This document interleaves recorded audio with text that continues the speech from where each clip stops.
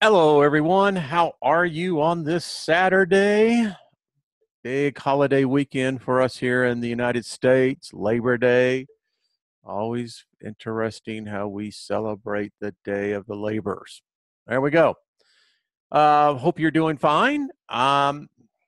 We're having one of these days here in Colorado where it's a beautiful day outside. I was out there earlier, but the smoke is just incredible. It actually hurts your throat. It's just that bad. And this is all the smoke from our neighbors to the north and northwest. So thank you for sending it our way. But I hope you're doing good. And I hope everyone is at peace. The reason why I'm doing this program, I've had something that while I have spent time meditating, that quiet place, that there's something that continues to urge me to put this program together. So I did. So let's take a peek at it because I think this is going to help all of us. All right. So I want to talk about measure. In the definition as a noun, a measure for the English language is this: an amount or degree of something. Something such as a cup or a ruler that is used to measure things. A unit used in measuring something. So why would I start any type of program off with giving you a definition of something that all of us take for granted that we know? But actually we don't. I asked a number of people this morning, could they define a measure? And of course, they looked at me like I was half crazy, but that's okay. But a couple of them looked at me, and one guy just kind of went, well, it's to measure something. Yeah, but what is it? Define measure. And, he came to the point that, well, it's a unit, it's something that defines a portion of something, right? And this is what we see. Now, since we all took the remedial course in understanding what the definition of measure is, let's apply it to something that I bet you haven't given much thought to.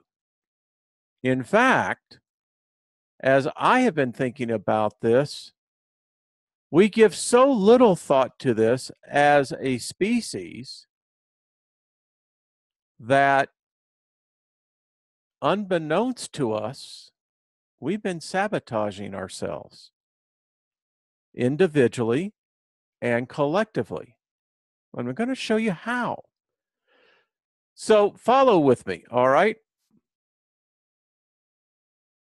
We're going to talk about the measure of faith.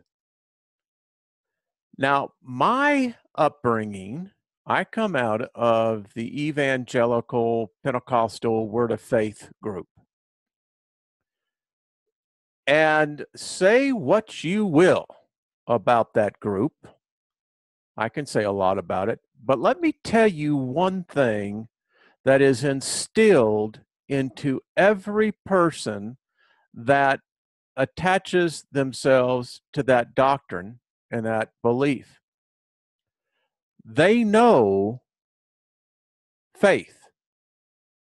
Now, the leaders of that faith movement, they figured out the magic. They figured out the spell. And they do a good job of it.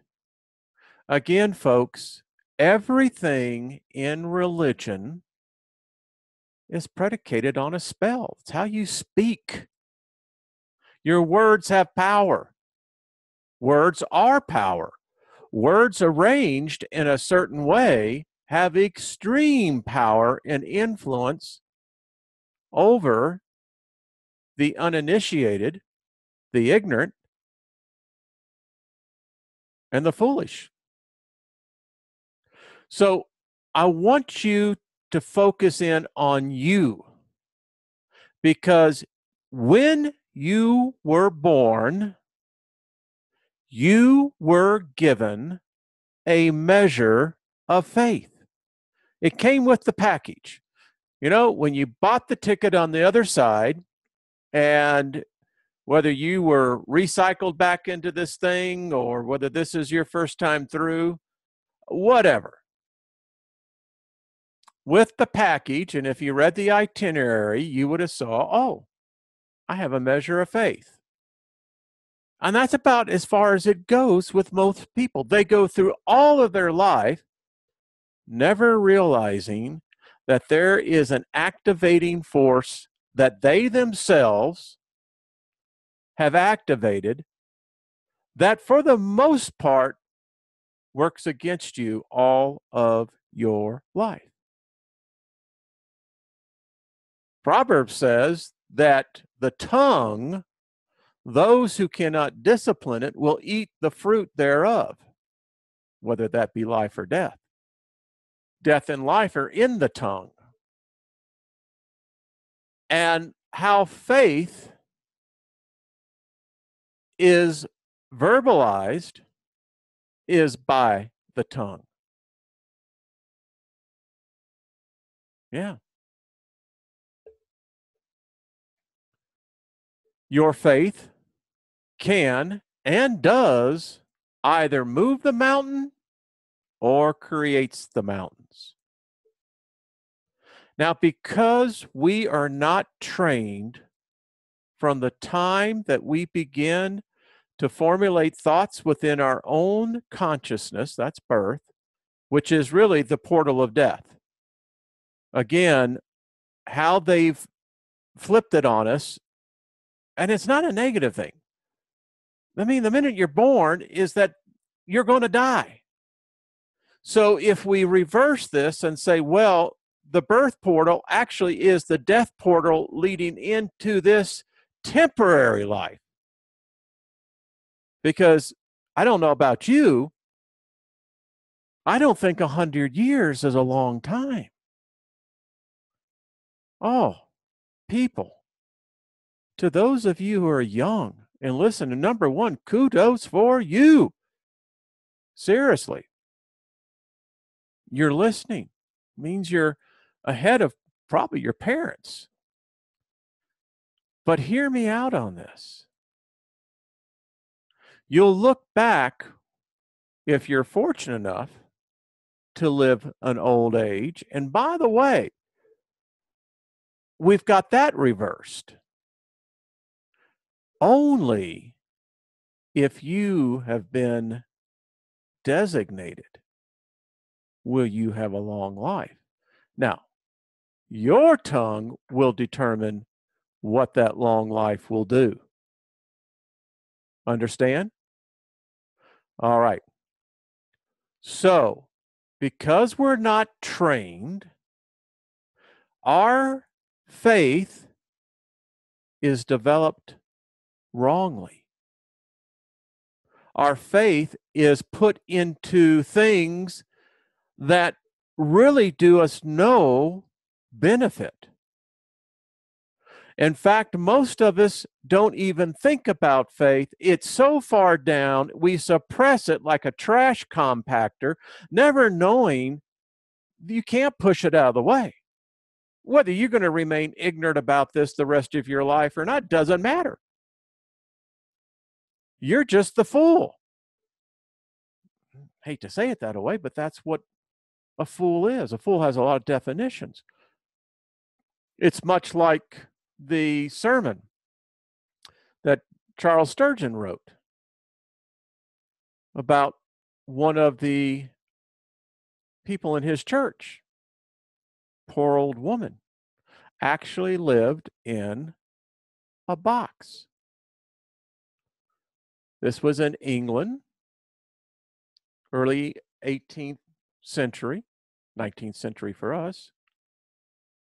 And as the woman was on her deathbed, the story goes that Charles Sturgeon walked in and, wanted to comfort her, and as her time of departure came. And as he was in, just shambles. I mean, the woman had nothing. But what drew his attention was that she did have a silver framed pitcher. And the frame inside it had a letter. And the story goes that Charles Sturgeon looked up and asked the woman, well, what is this? And the woman explained to him that she had worked for a very wealthy woman, a duchess, and that as the duchess was close to death, she had given this letter to her as an appreciation of the woman's loyal service to her for all of her life. Now, Charles Sturgeon said, have you read that? And she says, well, I can't read, sir. And he said, do you mind if I actually take the letter out of the frame? And she says, oh, by all means. And so as he was reading this, the story goes that he was shocked. He asked the lady, he said, may I borrow this? I promise I will return today with it back. And she said, yes. So he went to his barrister, his attorney, and as the story goes, come to find out, this duchess, what she had given the woman was her will. This woman had lived in abject poverty all of her life when she could have been living as a queen. Now, that story has a lot of poignancy to what we're discussing here. How many of us have had the keys to create a life for ourselves, but because we were taught wrongly, because we got caught into the God spell, the snare of religion, and what was written to be interpreted by the soul, by the Spirit, because they are words of spirit in life to those who find them, but not when it has been polluted by the dye of religious ideology. And by the way, that goes for all of you who say you're not religious, but you're political ideologues. Or this goes to all of you who are out there thinking that you have somehow advanced further than everyone else. No, you still haven't learned the basics. Awareness is good, but now we have to learn to use the natural abilities that we have either forsaken, ignored, or chose not to develop. And what was boomeranging us all along the way was it was happening and working anyway. There isn't enough room in your mind for both worry and faith.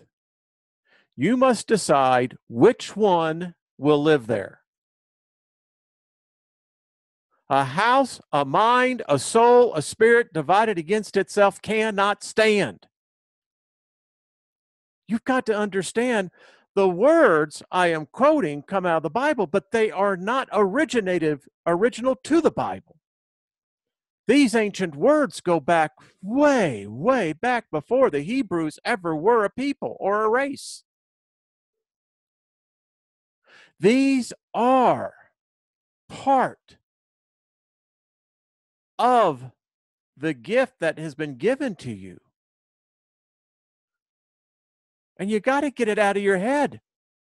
Listen, if there was one thing that J. Rawlings did, was to bring out to the consciousness, the collective consciousness, that there are such things as wizards, there are such things as witches, there are such things as seers, there are such things as philosophers, there are such things as masters of spells. Might be surprised how many in high power are there only because they either stumbled upon it or someone gave them a little piece of it. It doesn't take much. But you have to decide. If those who have physical ailments, I'm going to challenge you. Tell me if I'm wrong. You worry a lot. You're worried all your life.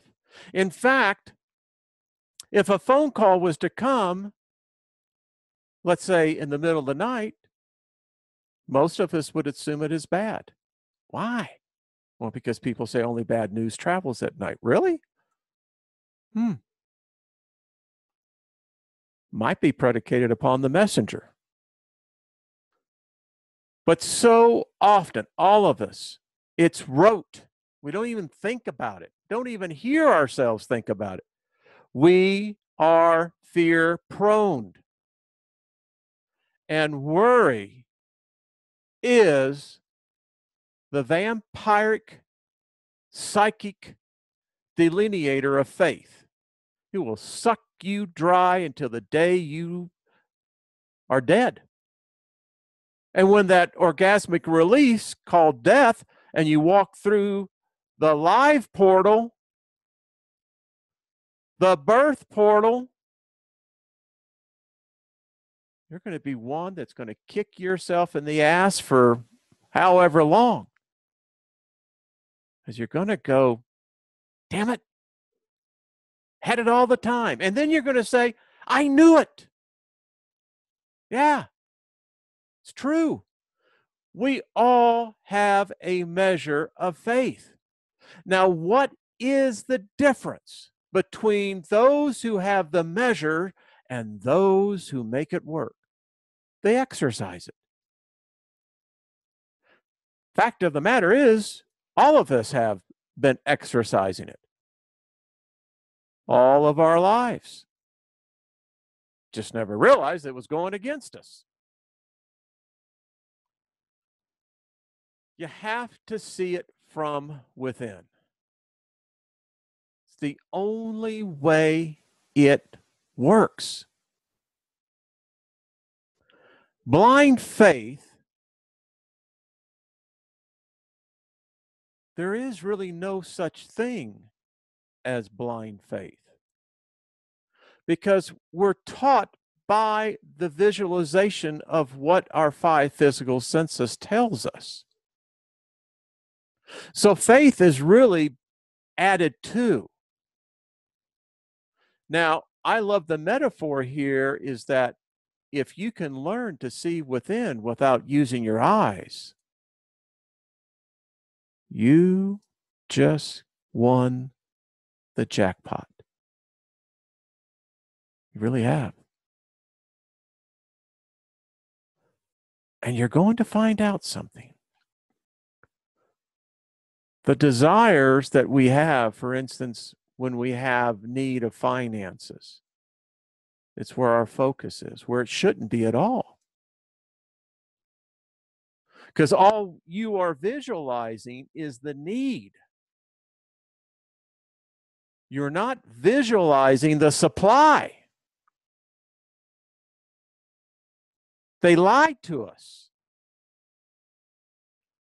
And then we get off on these off ramps, desperately struggling to figure out what we know intuitively inside, but we've been trained and taught to doubt it. And so the key to getting your financial needs met is a very simple, basic belief. Sowing and reaping. There are laws of the universe that all sentient life must obey. Now, other religions, because I come from Christianity, you get this kind of weird thing because we're trying to adapt to an ancient Hebraic teaching that if it's only just for the wise, saying that is what was really meant. The rest of that was for a particular race of people. But again, it's part of how things get commingled. It's like having a drop of red dye and you put it on a white tarp. Put that little dot. And I can assure you, if you have a tarp, let's say 20 feet by 20 feet, and you laid it out, and you put that one little red dot on that brilliant white covering, you'll be able to see it from miles away. Why? Because it only takes a little bit to pollute. Yeah. So if it takes just a little to blind us, and as you add the years, the decades, and you make no change, you make no effort, well, the end of your life will be summed up by this: you thought it, you created it, you lived with it.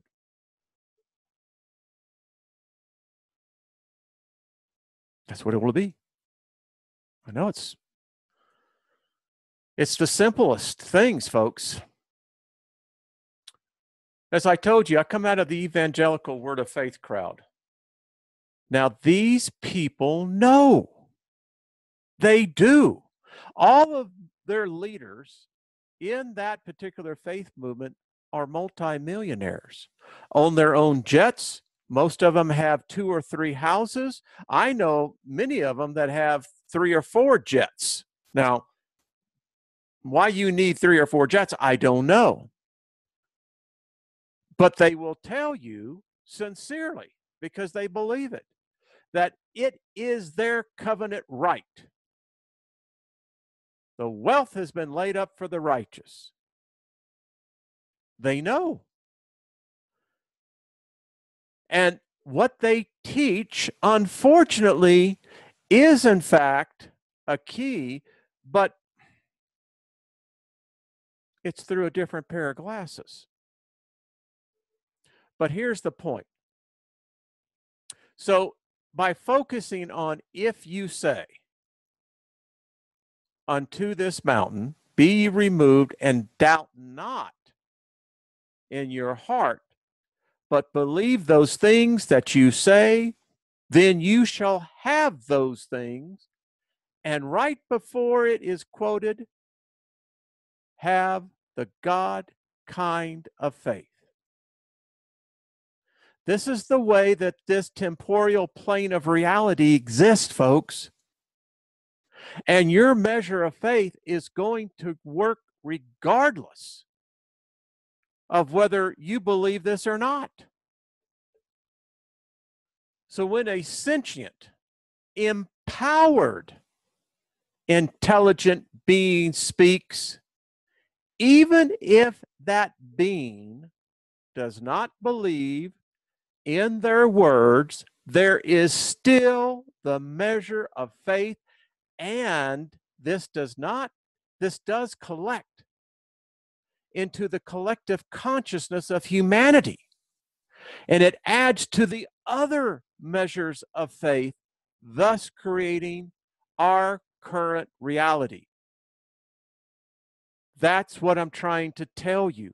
You walk outside, you pick up the paper, whatever you do, look around. We created this. I mean, when you begin to understand that, it changes you. So each person has a measure of faith. There's 7.5 billion of us. Then each of us that are using our measure of faith, we're using it every single moment.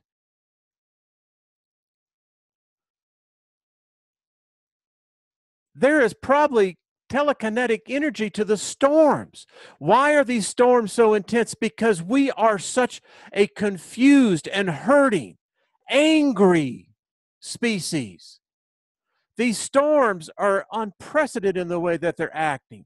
They're acting angry. Oh, isn't it wonderful how we come together after the disaster? My God, why can't we come before the disaster and maybe prevent the disaster? That's the key here. Not the same repetitive cycle we go through time and time again. In fact, we've gone through it so many times, we have become so insane because only an insane species would continue to do the same thing over and over and over again, getting the same crap sandwich and call it normal.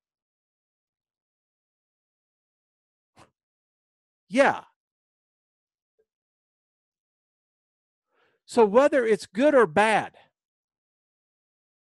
whatever your measure of faith is creating,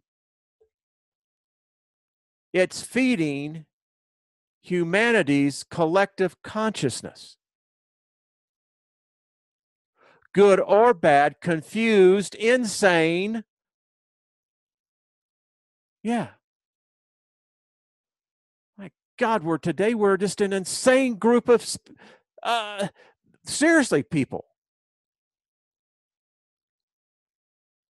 Our collectiveness as a species, we are insane.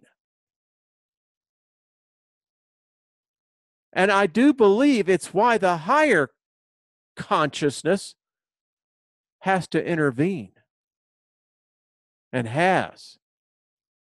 Because if it didn't, we would cease to exist.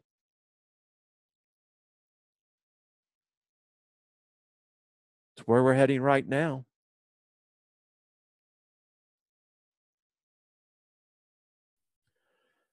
So we need to start thinking about taking responsibility, not only for ourselves, but for our species as well. Why don't we learn collectively how to build and train that catalyst within us called faith, the measure of faith? Because it works, we know that. That can be proven without a doubt. And as we are going through the ancient knowledge, gaining understanding, and hopefully working to wisdom, that individually as us, my channel is not mine. I'm just the orator. That's all. And I want to bring as many voices on here. So if you know people who would like to have that voice, listen, our channel, and it is ours. It's not mine. It just has my moniker on it. We have an opportunity now where we can grow our voice on internet radio and AM radio and spread it out. Start getting all these other channels. We could become that voice that dispels the negative connectivity with New Age. I say, well, if you have a problem with New Age, well, how about a better age? I mean, we all want to better ourselves, right? Our children, leave a legacy. You are going to die, And remember, you can't take one thing with you other than your faith. I would be willing to bet, as many times as I have been into the spirit realm, What's protected me has been my faith. I've encountered one particular entity.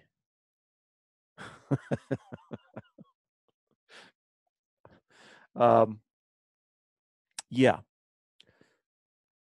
faith can be like a wielding sword, able to divide the bone from the marrow, the spirit from the soul. It's how the infinite being works. That was the gift that was never removed.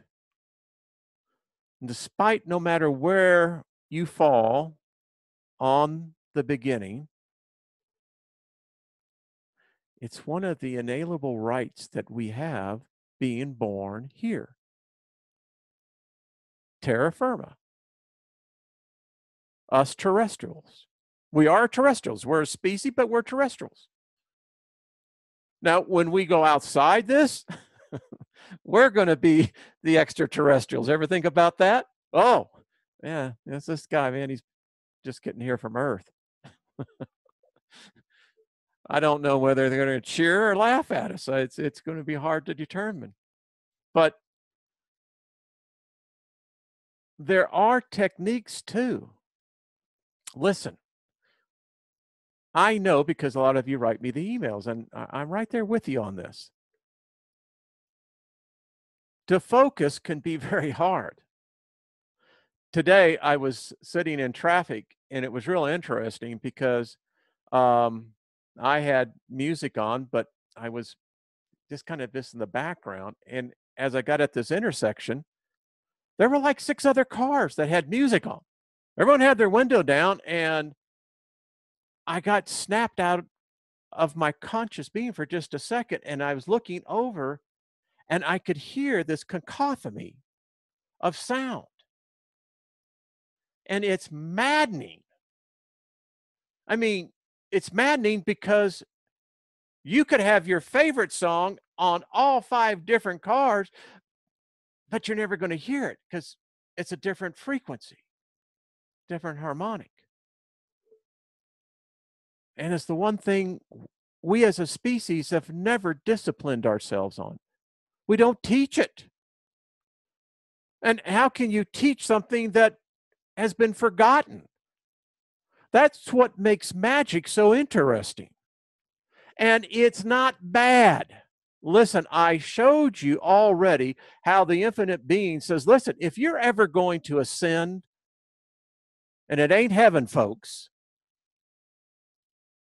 you are going to have to understand that in order for you to learn, you're going to have to learn both sides. Know thy enemy.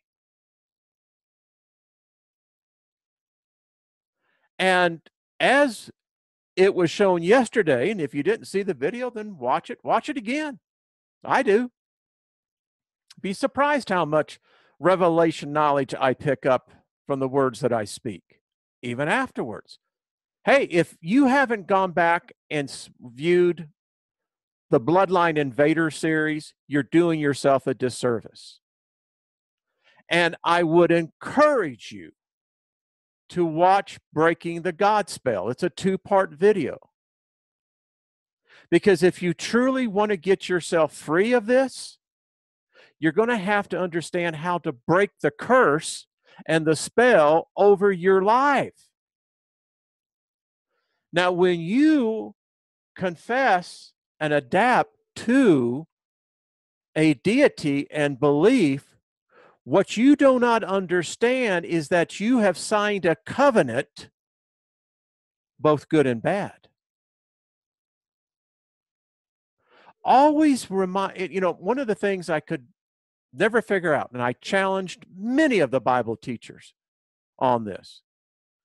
In the book of Colossians, it says that God took the bond, the note, the deed that had been held hostile against us all of our lives and nailed it to the cross and wiped out its demands with his blood.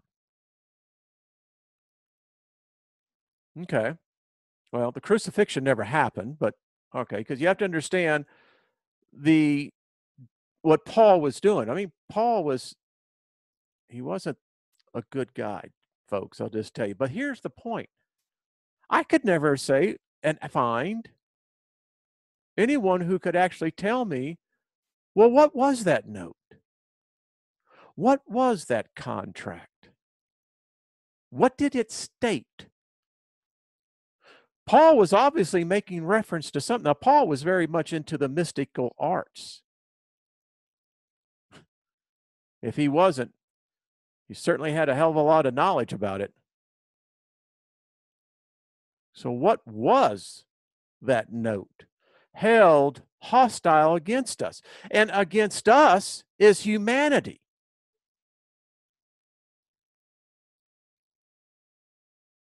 Hmm. And I'll say one thing for Paul: he certainly knew the power of faith. Wrote extensively on it. In fact, it is, and we've come full circle now. It's that measure of faith each one of us hold. You know why a religion becomes strong? I'll tell you why. It's because you start getting larger and larger groups that add to it with their faith. Talk to any, if you've ever had the opportunity, like I've met a few, Greg Allman, Ian Anderson, just a few. But I remember every one of them mentioning that it's like stepping on a live electrical wire when they go out and perform. Why? Because you have thousands, sometimes tens of thousands of people who are nearly at a climatic emotional state feeding to one individual. That's why all musicians hate to get off the stage. And as much as the road life can be hell, it's worth that 3 hours, sometimes that 2 hours they can get from the crowd. Religion is the same way. Now, all I'm saying, why don't we, for the first time, maybe in our existence, we start our own movement, not a religion. Screw the religions, that's what gets us tripped up. But focus in on humanity. Get that good and the bad. Understanding you're going to have the yin and the yang. But if you have a bad element, you know how you overcome it? You double team it, double tag it, triple tag it if you have to, quadruple it. You get groups of people that have distinct gifts, callings, seers that can give and provide insight to the rest of us. And as we come with our individual talents, mature, we walk into a group situation and and they know your faith is well developed. You can create out of the ether. And I'm working on something right now that I can't share publicly. But there are distinct paths that can be taken that accelerate, jumpstart, do the chutes and ladders things, makes the jump. Yeah. But the first thing it takes is recognizing you have faith. You have great faith. You have a measure of faith. Now, the ambiguity to that is that we don't know what that measure is. Is it a measure of a length? Is it a measure like a bushel? Is it a measure like an acre? Is it a measure like light year? Remember, your soul is vast. So, another piece we add, faith. How have you been exercising your measure of faith? All right, folks, be kind to one another. We're going to do this. Listen, we are a group of individuals that are coming together. We're learning, growing. We'll add to our numbers. I expect to see this channel to be into the hundreds of thousands. Because one of the things I hope that we offer everyone here is a safe place. It's a place of learning. We learn from each other. And I believe that there will be a core group of us that we can come together on a daily basis. We don't need to be necessarily connected. We already are. But we can communicate amongst ourselves, and then we, as this inner core group, can be then to add to our collective consciousness. It's many different levels. Some start out as ones, tens, hundreds, thousands, millions, beyond. Because I believe that's what we can do. I think it's going to be an adventure of a lifetime. That's what I think. All right, folks, I appreciate you. We will talk soon again. All righty. Bye-bye.